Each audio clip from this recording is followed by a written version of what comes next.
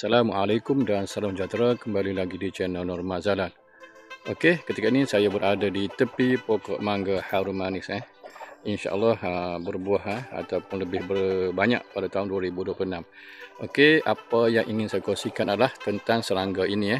Salah satu serangga yang paling bahaya pada pokok mangga harum manis kerana ia makan pucuk muda dan akan menghisap tangkai mangga harum manis. Apabila ia hisap dengan berskala besar, pokok boleh mati. Okey.